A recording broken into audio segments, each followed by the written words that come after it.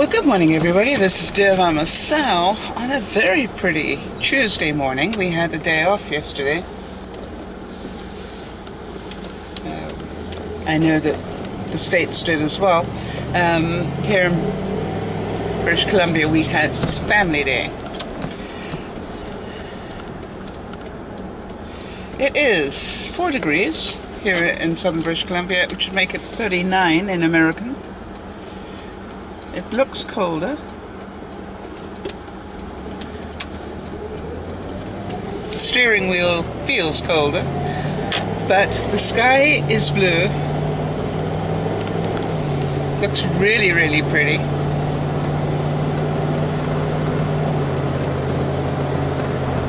Which is probably why it feels colder.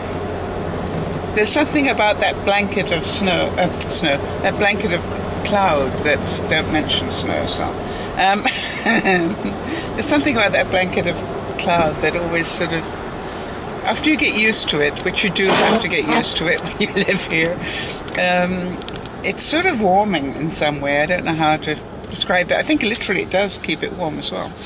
Okay, so the car will warm up soon, hopefully, because I don't have a warm coat on today. I hope you all had a wonderful weekend.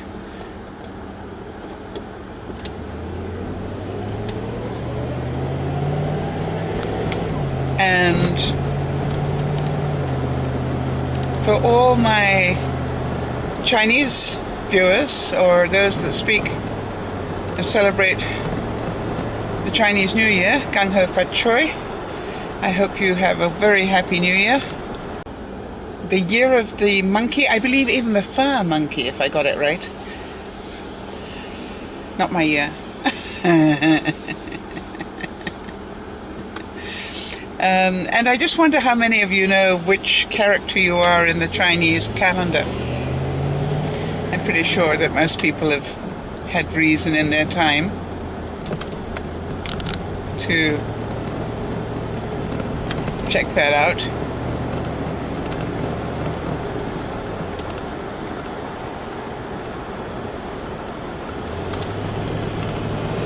So, what's new in your world? There's the thing. I had a very lazy weekend. Not out of choice. I actually thought I was going to get a lot accomplished this weekend, but my whole psyche was absolutely very, very tired this weekend. So I listened to it and let it be what it was, and was very grateful for the fact that I could rest. A lot of people can't. And I got to watch some movies, and I watched one that surprised me. I thought it was just going to be a regular sort of, okay, let me fall asleep watching this type movie. I don't know if any of you do that, but I'm inclined to put movies on so I can fall asleep. And it actually captured my interest enough that I didn't go to sleep. And I was genuinely delighted by it in certain ways. It was just really cute. So if you haven't watched The Longest Ride, I think it's called, on Netflix, it was cute. It's definitely a chick flick. So, but it actually stars Scott Eastwood. Apparently one of Clint Eastwood's moments of gay abandon, let's put it that way. And he grew up actually with his mother's last name rather than the Eastwood name, and in fact started acting under his mother's name. So I'm not quite sure at what point he took on his father's name, but definitely got some of his father's genes in there. You know, you couldn't help but sort of, as you were watching him, going, who is this guy? He's quite believable. And I think that always to me is the sign of a good actor. Somebody where you're going, wow, I believe the story he's telling me. So anyway, it was fun to watch. So I'm hoping that some of you watch some good movies, and we're thinking about putting together a list of feel-good movies that you guys enjoy.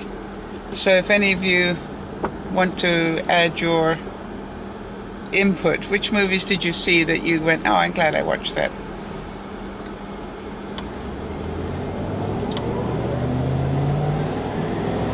Good for the soul movies. Doesn't have to be an Academy Award winning one. In fact, most of them aren't. Have you noticed that? The ones that actually make you feel good are not necessarily the dramatically acclaimed ones.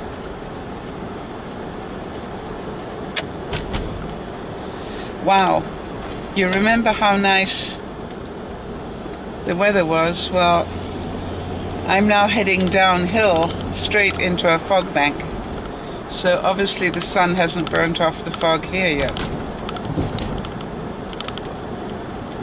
Strange to have gone from, you'll watch the light change now, because I'm going out of the sun into a fog bank.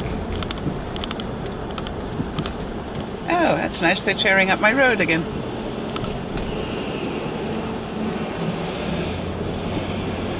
It's always so nice when they do that. Just for a change, right? I've lived in this part of the world for nearly 20, I think it's coming up 18, 19 years, and I think every single year they tear up part of my road. Maybe that's their plan. How much can we upset Sal every time she commutes? And you can be pretty sure that by the time I retire, they will stop doing it. Progress. Now see how dull it is, right? I'm now in the thick of the fog. That's not easy to say. Try saying that a couple of times. I'm now in the thick of the fog. In the thick of the fog. I'm in the thick of the fog. I don't know why that's difficult to say, but you have to use a lot of muscles to say that. Thick of the fog. Got that? Yeah, good. If that doesn't make you smile, nothing will.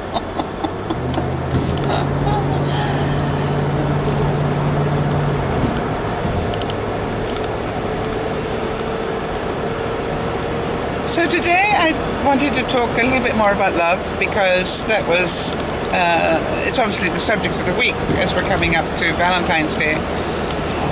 And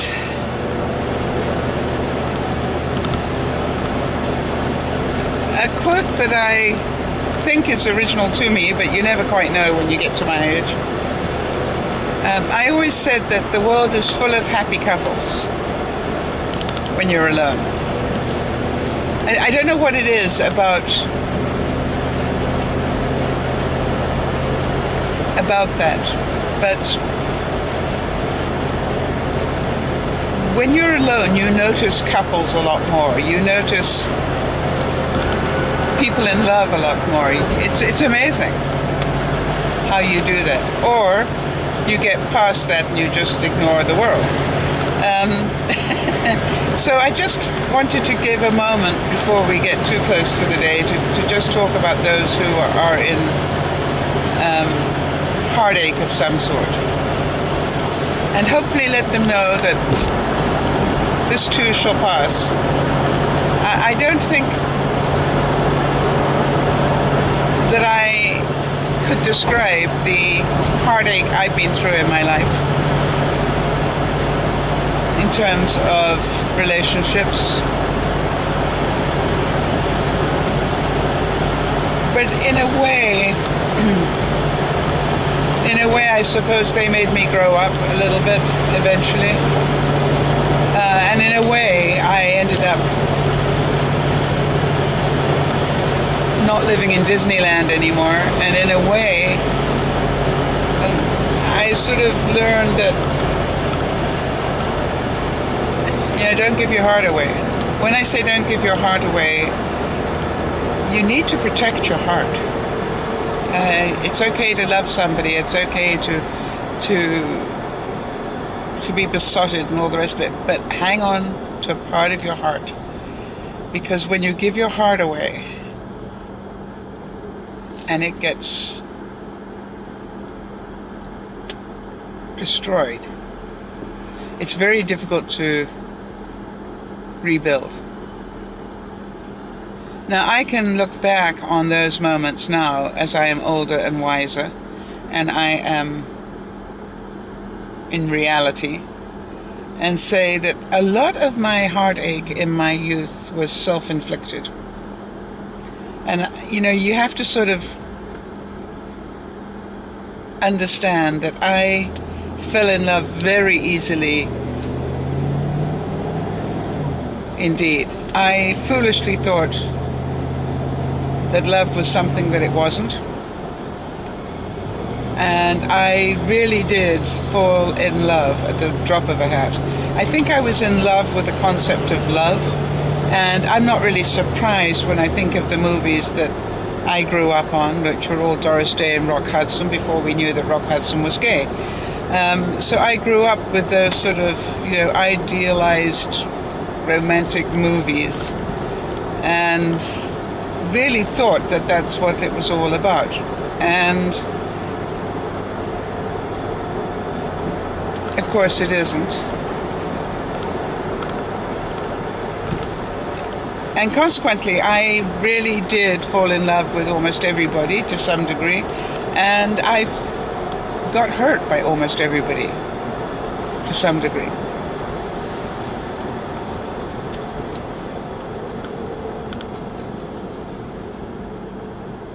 And so I'd like to suggest that although it's not pleasant, heartache is part of the story. If you're not prepared to be hurt, then you're probably not prepared to love either. So this is not that one should expect to be hurt, not at all. I mean, we have some lovely stories among the viewers of people who met their childhood sweethearts, married them, have been happy ever since. Wow, how beautiful is that? Well, I certainly haven't been totally happy ever since, but they're still together and still love each other, which I think is a wonderful thing.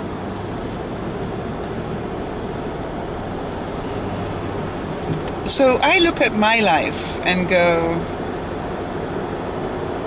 I created, as I said, a self-inflicted wound. Suffering is a self-inflicted wound. Getting hurt is inevitable, but suffering is a self-inflicted wound. In other words, people can hurt you, some intentionally, some unintentionally, but the amount you suffer is your choice. And one of the things that used to really blow my mind and make me very angry when I was younger was how come men could get over relationships so fast. It was almost as though they went, okay, that didn't work, next. No, I'm not saying all men. I'm certain that I broke some hearts along the way as well. But on the whole, that always used to quite upset me. How come I'm suffering and you're not? So I think it has something to do with the upbringing. I think that men are move on, get over it, big boys don't cry, they're trained differently. And certainly in my generation, women were trained to go to school and then get married, basically, and produce children, which I didn't do,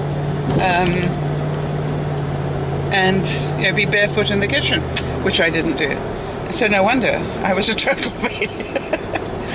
But you look at it, and so I think there was intellectually some issue there. Intellectually, when you look at it, I was programmed to do things I was not able to do.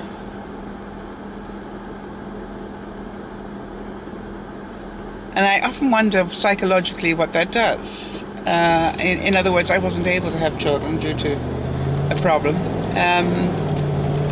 And so there's that psychology that goes, wow. Now that was pretty heartbreaking, I guess, at one point in my life. And so consequently I had a hysterectomy very early on, or not very early on, but in my early 40s.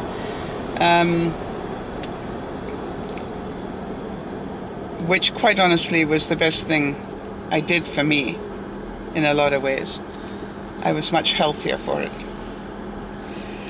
So heartbreak is a terrible feeling.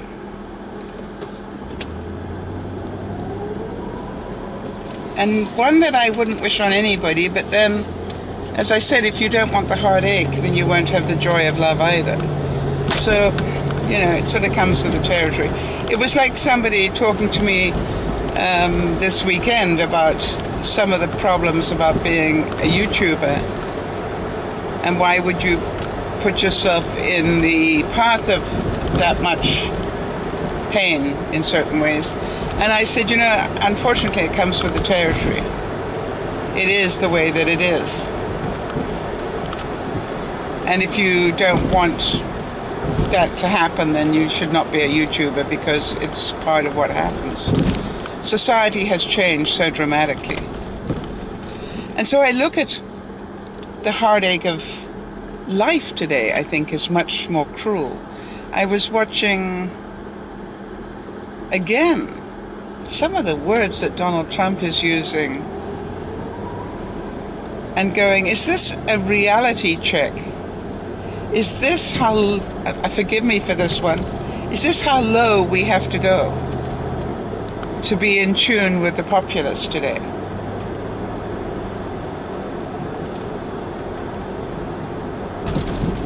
And I think that breaks my heart. That our society has taken us to a depth where this sort of language is acceptable, and this sort of insulting one another is the role model? I mean, hello?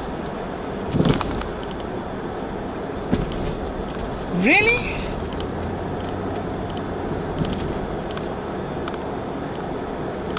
It breaks my heart.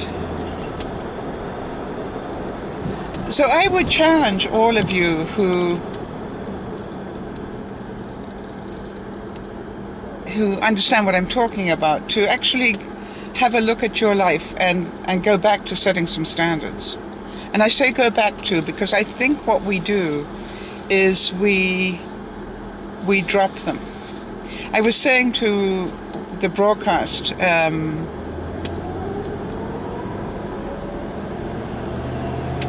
viewers at one point over the weekend, I think it was the broadcast viewers, but it's okay if you don't like cell phones at your dining room table. It's okay not to have them. And what I said was that, you know, I went to dinner with some friends of mine a while ago, and, you know, just as we all sat down, a basket was put into somebody's hands, and the host just looked at everybody and said, you know, if you've got a cell phone or a pager, please drop it into the basket. This is where it'll be. And so you look at it and you go, this is a family that sets their own standard. The standard is we will eat together and we will have conversation. We will not be talking to the top of somebody's head because they are busy tweeting or texting or whatever. And I actually thought, wow, that is a family with high values, high personal values. And so I really would challenge all of you to have a look at your values and say, which ones have I let go of?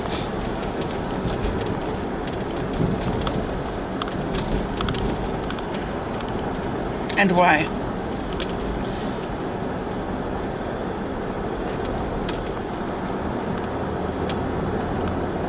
Now, I understand we have to move with the times, don't get me wrong.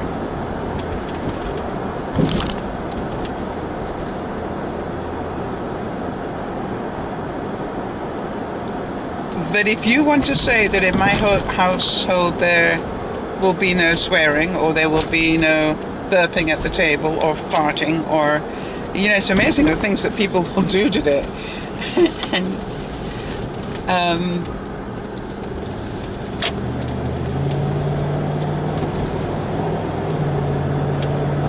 And I think you have every right to set those standards.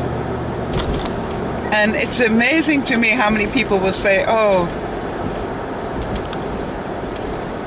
that's a bodily function, I can't control that. Well, hello.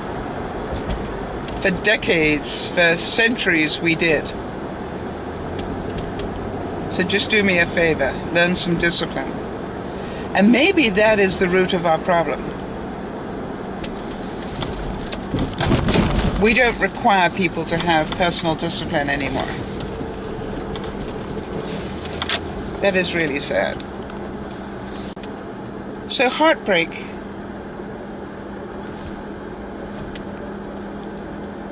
is a very, very sad thing.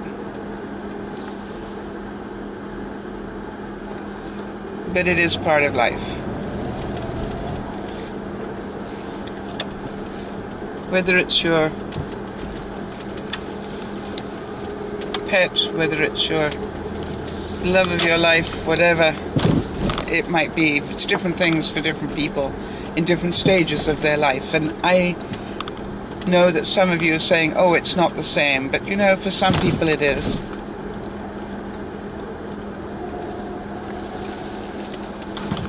I know some people who are more upset that their pet died than the love of their life did, and I hate to say that, but it's true.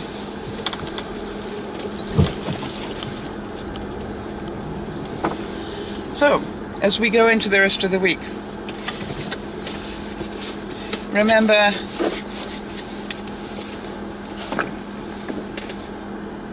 that life has ups and downs. You can't have one without the other. It's called balance. And also remember that heartache is part of the joy of love. And have a look at your life and see what values you would like to bring back in again. What balance you'd like to bring back to your life. What were the things that you enjoyed that you don't see anymore? And be the person that brings them back. This is DearMamaSal saying bye-bye for now.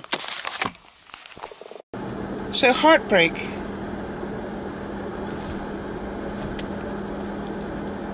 is a very, very sad thing. But it is part of life. Whether it's your pet, whether it's your love of your life, whatever it might be, it's different things for different people in different stages of their life. And I know that some of you are saying, oh, it's not the same, but for some people it is.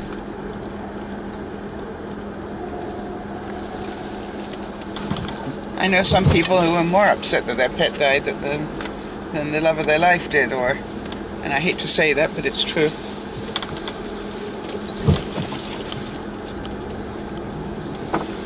So, as we go into the rest of the week, remember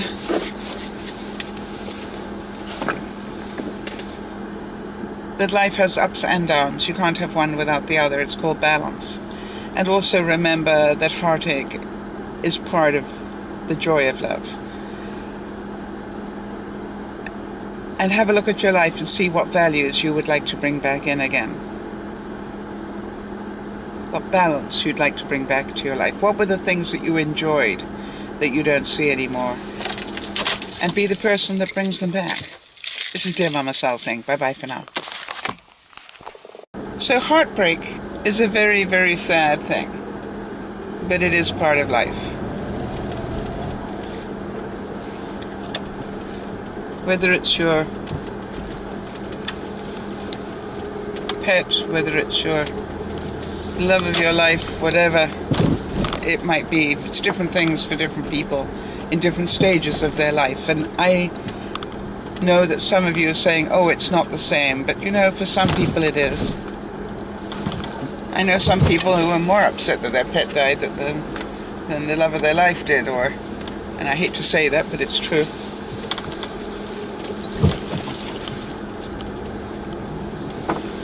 So, as we go into the rest of the week, remember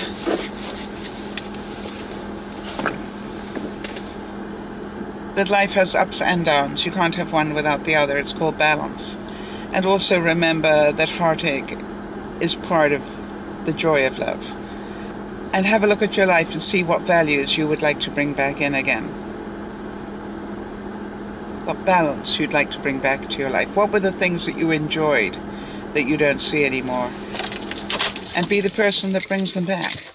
This is Dear Mama Sal saying bye-bye for now.